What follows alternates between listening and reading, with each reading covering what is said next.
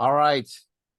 Welcome back to How Do You Like STEM Apples with Dr. Miller and myself. I am just enjoying every bit of this because we now have an excuse to hang out every week.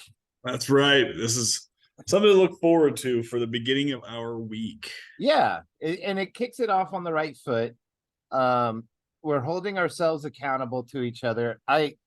When I'm a yo-yo weight loss guy, right? And when I'm losing weight, it's because I have somebody that I feel accountable to. And not like, somebody's there to say, "Hey, lose weight and go work out." That's never been the issue. It's always, having somebody to have the conversation with. Yep. You're not there to tell me, why didn't you grade your papers this week? That's not what you care about. What you care about is expanding the way we think about engaging our students. Exactly. However, did you get your things graded this week? Yeah, I did. Good. There you go. You have no idea. I've been so on top of it. We've been in school now, 7 days. It's not like it's been, Hey, it's better than the previous record of one day. right. This is the best I've ever started off. Oh, dude. So we have a new instructional coach, and over the summer, I kept asking her, I want to get better. I want to be a better teacher. I'm open to coaching. I'm open to being coachable. I'm open to it. Yes. And her response was, like, be ready. I'll be in your classroom quite a bit. And I was like, oh, okay. But usually whenever a principal says they're going to come to your classroom, or an instructional coach or whatever, you don't see them. I mean, you might see them once or twice, and that's about it. She has been in my room nearly every single day, and for 3 to 5 minutes at a time. But she's definitely walking through and getting kind of getting a baseline understanding. She did one observation already, and my feedback form was really encouraging. I told her I wanted to work on putting objectives up on the board. I wanted to work on asking better questions and using proximity during my lessons. And she gave me a couple of coaching tips on third hour. And when she came back 6 hour to observe, I had already implemented those tips, and I had already been doing what she had asked me to do. And it was really cool to get the feedback back, because she was like, "You did what I asked you to. You're being coachable. And now let's work on being consistent," And I was like, yes, okay, I've had a good start. I've had a good first, so that was really nice. So that's my celebration for this week, is that I feel like for the first time in however many years that we've been doing this, this is the first time that I feel like I've gotten a really great first week start. That's awesome. Yeah. So let's talk about you, good sir. You finally welcome students into the classroom. Yes. So let's do this rose, thorn, and seed style. So what was the best thing for the first week of school? What's the worst thing for the first week of school? And what have you learned from the first week of school? So best thing, obviously just getting kids in the classroom and seeing new faces. Yeah. It's going to be, I've got what looks to be some really good classes. Yeah. It's always hard because once you finish a year, you've grown so accustomed to those students. Yeah. And new ones come in and you're like, okay, you're like them. No, you're your whole brand new set. Yeah. Hey, the person that sat there last year talked to me a lot. You need to talk too. Yeah, exactly. Oh, yeah. And the dad jokes that worked in 6th hour last year do not. They don't land this year. No. I mean, the eye rolls are just a little different. Yeah. Yeah, exactly. But, I said, so we always do our questionnaire, a survey of get to know you. And I was able to look at those a little bit over the weekend. Yeah. And I have a deserted island question where you can pick to bring books and movies just to see what they like. And then this year I implemented a new question that was about adding, or what would be your intro music if you had a walkout song? Yeah. Oh, like in baseball. Yes, because being when I played baseball, we had intro music. So I always like to think of what kind of pumps you up. And there was a wide array of songs, and some of them I never heard of. Right. But You get the Google the machine young- out and teach yourself some. yeah, these young whippersnappers, and their new songs. But and it seemed like they actually embraced it and had a little bit of fun with it. And so Oh, cool. Oh, that's good. I love that. I absolutely love that. All right. So what was your thorn then? it took me a little bit. I think I'm starting to get used to it. Is I like having bigger classes, Right. because the thing that pains me the most, or at least with my teaching style, is you have a class of 8 to 10 people, and then all of a sudden none of them talk, and then I'm just up here like, hello.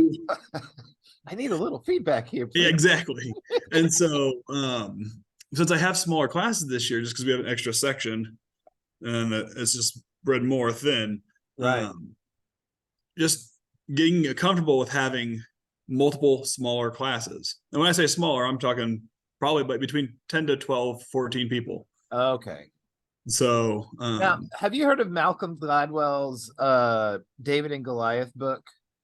no, I've heard of it. I've never read it or anything about it. So the first half is his story on David and Goliath, and the whole big lesson there is, altering your perspective so that you can take perceived weaknesses and turn them into strengths, right? So David perceives weakness is that he's small, and he's going to get crushed by the giant, right? Well, he took the perceived weakness of being small and said, well, I'm faster than David, so I can run, or Goliath, excuse me, so I can run circles around him if I need to. And the way Malcolm Gladwell writes it all the way out, it was really not it almost turns Goliath into into a martyr, because you're like, poor giant, he couldn't see real well. He didn't really have a fair shot. It looks like David was definitely out there to assassinate the guy. Like Goliath had no chance. So, but it's what we could do in our own lives, is to take perceived weaknesses. And I really emphasize the word perceived, because I don't know, for me, I find myself to be like a quitter, right? So I've perceived that I've been a quitter my whole entire life, but that's not really true. Right? It's not true. I'm just picky at what I like, and Yes. try a bunch of things. And so there's a difference, right? I have a lot of experience in starting a bunch of things. Like, I'm a really good starter. I'm a great trier. And I know what I do and don't like. So I feel like that could be a strength, right? So that's the first half of the book. And then it gets into education, which is really interesting. He talks about this thing called the inverted U. And he says student size class matters. And so if you think about like an inverted U on a graph, he says the sweet spot is somewhere between like 14 and 19 students. And then it tapers off either way you go. So a classroom of 6 kids is awful, and a classroom of like 10 or 12 is where it gets a little better. Once you get to that 14 to 18, 19 range, that's the sweet spot.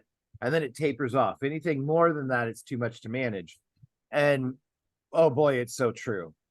I mean, that after having some years under my belt, it's tough. Like, my 6th hour has 5 kids in it. And I'm, okay, all 5 of us, here we go. Yep. And it's tough. It's real tough. All right, so what have you learned? What's something that you've learned this week that was new to you? That I'm old. Oh yeah.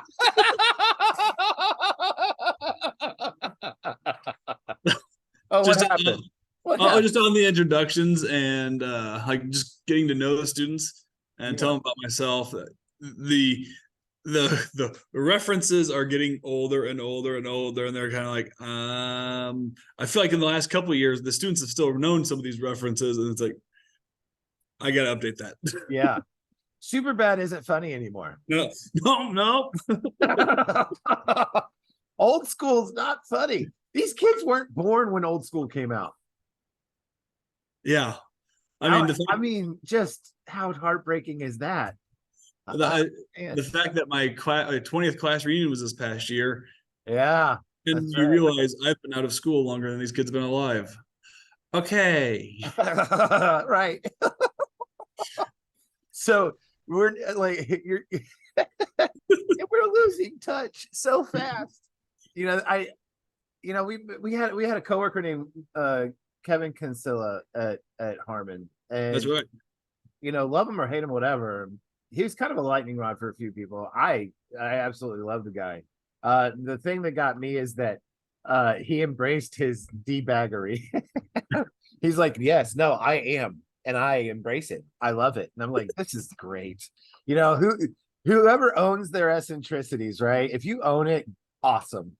Exactly. But he adopts the vernacular, man. He really pushes to talk to kids in the way that they talk, and it raises their game because he's doing great things with like an inner city school. He's taking them to debate forensics. He's doing Yeah. that Oh yeah. stuff and competing. It's not just like Here, let's go watch. have an experience. No, it's they're competing, and it's really cool to see.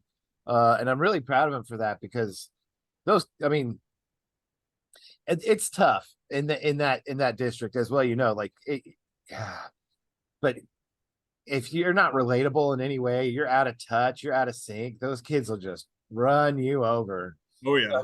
So he stays young in those regards, and I try and carry that with me in my classes, but I do it uh in the cringiest way possible. I want my students to be annoyed. I want them to be uncomfortable. It's I mean, our kids aren't to that point yet. Our own kids. Yeah, right. It's Exactly. like once we get to the point of where if we didn't working already, when we drop them off at school, going, love you, honey. Love you. Right. Yes. I teach that way. That's exactly. my philosophy is Yes. I'm the teacher that rolls the window down to scream I love you on their way to school. Yes. Yeah. That's my teaching philosophy. Oh, that's absolutely hilarious. So you sent me a text message and I didn't ignore it. I wanted to see you and hear you and talk to you about it. Some struggle that you were pointing out is that you guys have a district-wide cell phone policy. Yes. What first of all, what is the policy, and how are you going to manipulate it to your style? Okay, so and this is something that, since we're 10 through 12 at the high school, the That's right. junior high has used this for a little bit, but it's basically to the fact that to get students off their cell phones, when they come into the classroom, they got to put into a caddy. Okay. And then if you get caught, there's consequences. Basically, if you have it out, there's gonna be consequences. Right. And they escalate. And so my style has always been, my teaching style has been, you're becoming adults. I want you to start to learn to make choices, and that the choices you make could have their own consequences. So it's like, it goes completely against what I've done. So it's adapting to that has been a struggle, but I've already told the students up front that we're going by this policy because we got to. We're a team in this, and overall, the students have responded better to the policy than I expected. They've been good about it, but it was the first week, and right. 4-day week, first day they were learning about the policy. Some had already known about it, and so we'll see how this week goes in terms of if they try to push it. But it's one of those. It's gonna be hard for me to be like, oh, saw your phone, put it away, here's the consequence, and then we're gonna move on from that. Because I just taught that, you missed it. Too bad. A life lesson is you got to figure out what to do now. Right. So yeah, you put yourself behind the 8 ball. Now you go figure it out. Mm-hmm. So you and I are kindred when it comes to that. You're going to be a young adult in the workforce with a phone in your pocket. Mm-hmm. I would rather you learn how to manage that now in my classroom than be 22 and get fired from some engineering firm because you couldn't quit playing on your phone. Yes. Now, with that being said, we've had that philosophy. Last year in April, right before the school ended, I was watching these kids, the kids that were excelling and doing really well, kept telling me, I don't need, I have an A. Who cares? Who cares if I play on my phone? I have an A. And the kids that were failing were like, I'm gonna fail anyways, so I'm just gonna play on my phone. And everybody in the middle saw the kids that were, you know, that had an A and playing on their phone or failing and on their phone. And I couldn't reach the kids in the middle. And so I have a calculator, like a calculator storage pad thing. Yep. You know, it's got labels 1 through 30 or whatever. And so I just kept looking at it and looking at it and looking at it and thinking, is this a fight that I want to bet? Is this, you know, is this the hill I'm going to die on? Yes. And so I talked it over with a couple of my coworkers here, and I was like, I'm making the choice. So this year in my classroom, so our principal has a cell phone policy of the teacher gets to choose. It's the teacher. That's what ours is teacher about. autonomy.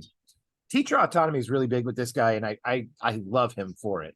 Now there's several things that have to be in play, but he at the before school started was really adamant. Give me your syllabus so that I can go to I can go to bat for you when, you know, the parent calls and says, hey, you know, my kid got, you know, whatever, and Mr. Stevens, well, he can pull up the policy and say, well, this is what you signed. But anyways, I decided to have cell phones up on the wall. You know, basically it's here, I can see it, and it's an easy way for me to take attendance. You know, there's 8 phones and 12 kids, like, hey, who didn't put their phone away? Like, let's go, come on, get with the program. And what I have found is that I have had exactly 0 pushback. I've had no kid complain. No kid pushback. No kid was like, oh man, none of that. They all understood. They all have gotten it. And my engagement for, like, again, I'm back at it, dude. This first week or whatever has been beyond my own like expectations. I have like everything has gotten better.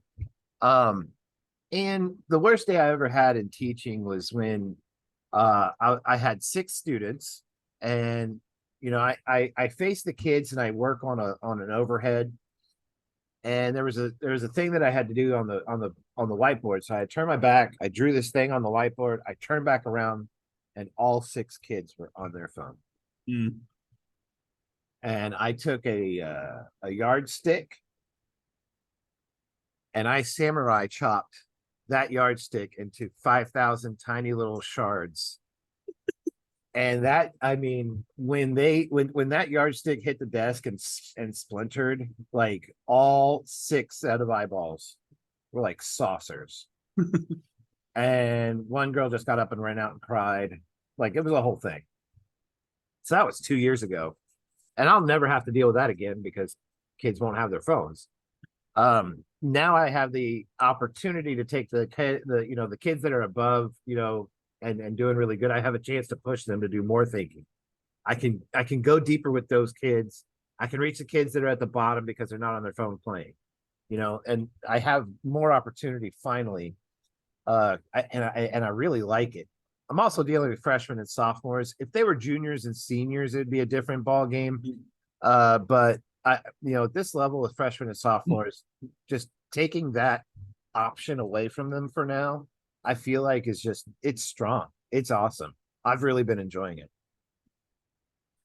Oh, I don't know. I hope you find it. I hope you find that the pleasure, like the ease that I found it with. This will be as our first week of getting into material, and so we'll see the engagement level and how they respond to it. So what are you starting off with in chemistry? So with chemistry, it's going to be the history of the atom and atomic theory. So unfortunately, it's more of a notes kind of day, because they typically like to call this. Where did you go?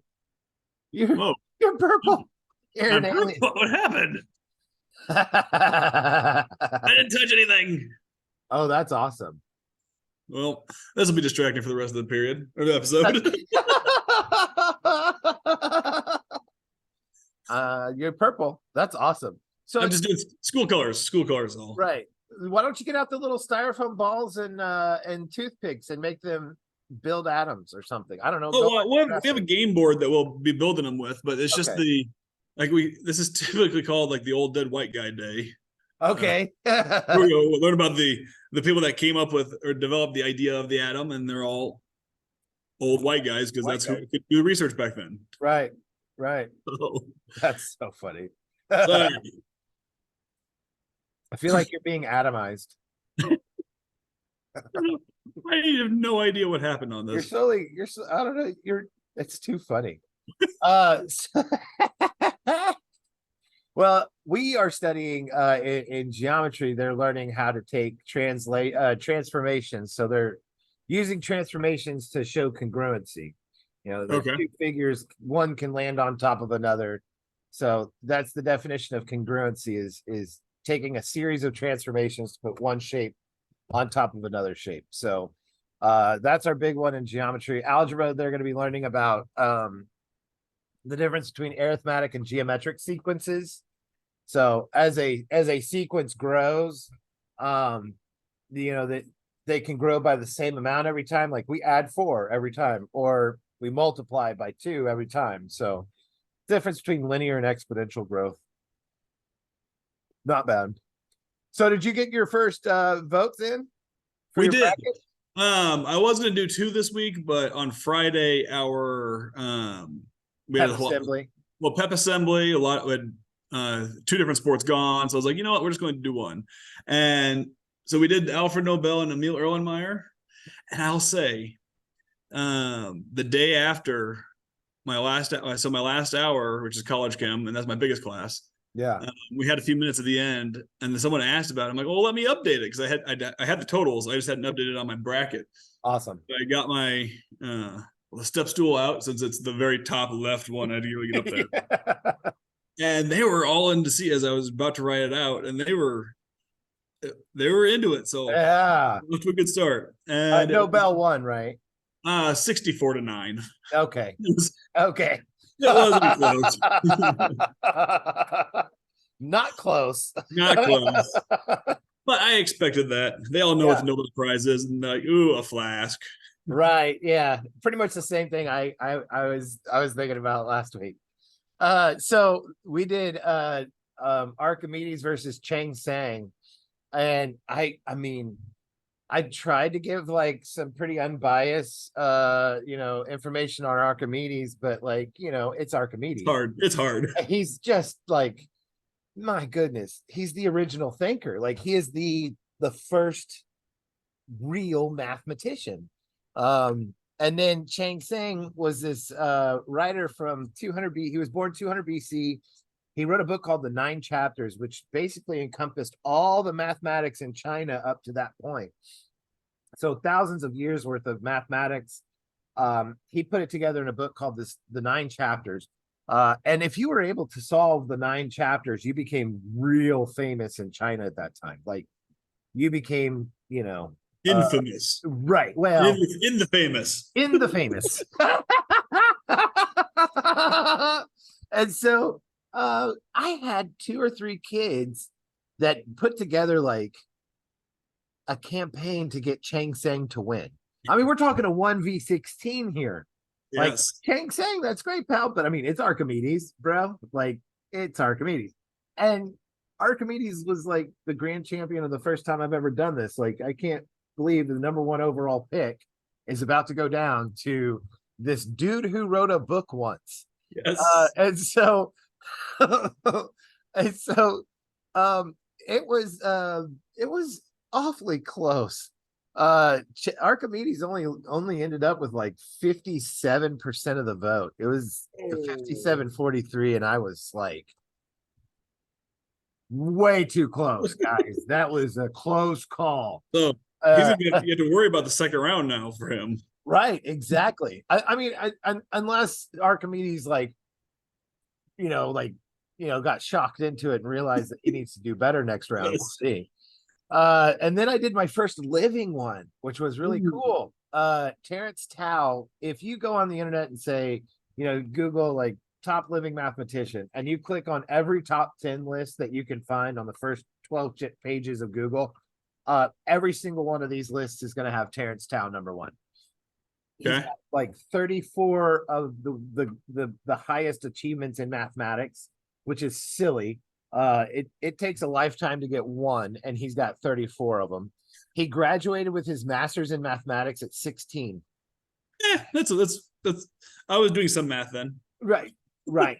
I'm 40 and I don't have mine, so it's Yes. cool. NBD, as the kids say. So then he went up against Peter Sarnak, who's a South African mathematician, and he works at the Institute for Advanced Learning. Have you heard of this place? I've heard of Institute. I haven't heard of him, but the Institute for Advanced Yeah, Learning. the Institute. It's at Princeton. The address is 1 Einstein Way. Like, so cool. Einstein was the first employee of this place, right? It's Princeton's brainchild. I think that the Institute for Advanced Study, I think it was designed so that professors could just do research and not have to teach. That's kind of the feeling that I get about it. You can see that. Yeah, and then I'm sure they have, like, doctoral students and all that stuff helping them out and doing all that, but this way they don't have to, interrupt their research with lectures. And Terrence Tao won with like 94% of the vote, so he was a clear winner on that one. Yes. Any big plans this week? I know you're introducing your new material about atomic theory. New material, atomic theory, how to count particles and atoms, and then with college chem, it's sig figs. Yeah, they love that one. How was it? Oh yeah. Oh, of course. I don't know why. It's relative. It's so simple. Anyways, I'm sorry. Yeah. It's like rounding for me. Like, kids walk into my class, are like, I have no idea how to round. I'm like, oh wow. Oh, okay. Wow. Neat. Okay. Well, let's work to do. Let's do a unit on rounding right quick. And then like 3 minutes later, I don't know how else to explain it. Like I that's why I can't teach 4th and 5th grade. It's because I go, well, it's really intuitive, so just do what you think you should do, and then let me teach you the cool stuff. Like, I want to teach the cool stuff. I'm not worried about all this. So frustrating. That's so funny. So last week you said you wanted to really have the kids. You were pushing the message of we could do hard things with your students. I want to know how that went over, if you found any traction with that, or if they looked at you like, you're an idiot, I'm not helping you at all. Well, that was, still first week, and when we were talking, introduction of the class, that's all the first day, and they're just kind of like, still don't know you, but okay. Right. So I think this will be the week we get to see, do they understand that there's gonna be hard things and they can do it? Yeah. That's what I'm gonna have to really kind of watch this week of, hey, who's kind of following along? Granted, this isn't hard stuff we're starting with. It's just, you can start to see that where it's going to take it a little bit. Yeah. It's where the cream starts to rise a little bit. Mm-hmm. Yeah. How big are you on calling home? Like, you see a kid really struggling the first week, are you calling home all right away, or do you? That's one of my big struggles is I am, believe it or not, I'm quite the introvert on that part. Get me in front of the students and like in the classroom, and I'll make a fool of myself. Right. No problem. It's like, okay, take the initiative to do this stuff. It's like, I'm not good at calling. If it's, hey, we have this question on something at home, I make my wife call. Hey, let's order a pizza. You call. Well, yeah. I do not like talking on the phone, like people I don't know. That's fair. That's the hard part, is I got to build up my courage to do it, and so then I'll do it. It's just once the phone gets, or once they answer and start talking, it's like, okay, yeah. Oh, this is why I should do this more often. Yes. Yeah. I have a couple of kids in mind that I need to call home on just to get an idea what home life is like, and see if the parents are willing to participate with their kids' education, or if I'm going to be on my own. There have been several times where parents will make excuses for the kid. They're not good at math, so I'm not worried about it. Like, oh, okay, great. Well, we're on board. Thank you for handicapping me at my job.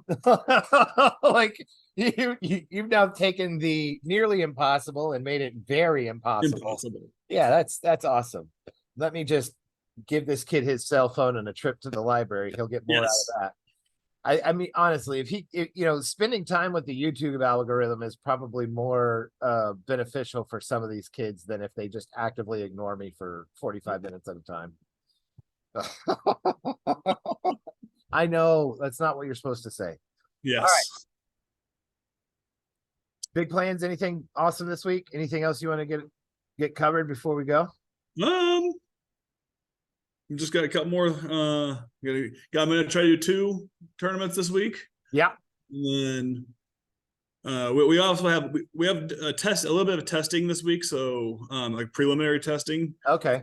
for some of the classes. So Is we it have block schedule. like state test or something? Yeah, it's like a pre-test. Okay. And so tomorrow and Wednesday we have block scheduling.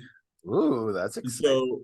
so just having to adapt what we did last year between like those 2 class periods I would have had on Tuesday, Wednesday into one. So Right.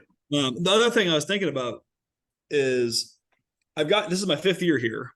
And Yeah. so every year you kind of tinker with stuff, and well, we had COVID to start it off.